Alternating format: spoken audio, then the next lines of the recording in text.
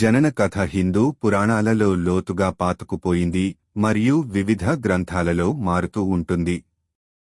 అయితే సాధారణంగా ఆమోదించబడిన కథనం ప్రధానంగా దైవిక త్రిమూర్తులలో భాగంగా అతని మూలాలు మరియు వివిధ కథల ద్వారా అతని వ్యక్తీకరణల చుట్టూ తిరుగుతుంది. శివుని జననం మరియు అతని ప్రాముఖ్యత యొక్క వివరణాత్మక కథనం ఇక్కడ ఉంది.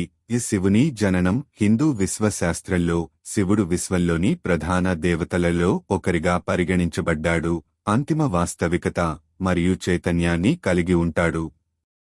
అతను తరచుగా బ్రహ్మ సృష్టికర్త మరియు విష్ణువు సంరక్షకుడు లతో పాటు త్రిమూర్తిలో ఒక భాగంగా చూడబడతాడు.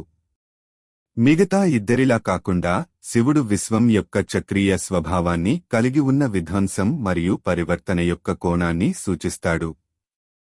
పార్వతి మరియు శివుడి ఐక్యత శివుని జననం మానవ జననాల మాదిరిగానే నిర్వచించబడనప్పటికీ అనేక కథలు అతని దైవిక వ్యక్తీకరణలను హైలైట్ చేస్తాయి. ఒక ముఖ్యమైన కథనం పార్వతీదేవితో అతని సంబంధం చుట్టూ తిరుగుతుంది.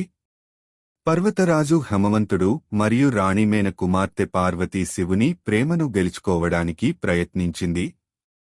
సతిగా ఆమె మునుపటి అవతారంలో ఆమె శివుడిని వివాహం చేసుకుంది, కాని ఆమె తండ్రి దక్షుడు అతనికి చూపిన అగౌరవాన్ని భరించలేకపోయింది.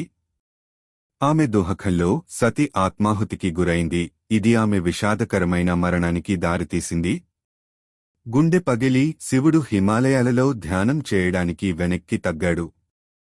సుదీర్ఘ తపస్సు మరియు వివిధ పరీక్షల తర్వాత పార్వతి హేమవంతుడు మరియు మేనల కుమార్తెగా జన్మించింది. శివుని ప్రేమను మళ్లీ గెలుచుకోవాలని నిశ్చయించుకుంది. ఆమె కఠినమైన తపస్సుల ద్వారా శివుడిని పూజించింది. చివరికి అది అతని దృష్టిని ఆకర్షించింది. గణేశుడు మరియు కార్తికేయ రాక పార్వతి మరియు శివుడు చివరికి వివాహం చేసుకున్నారు.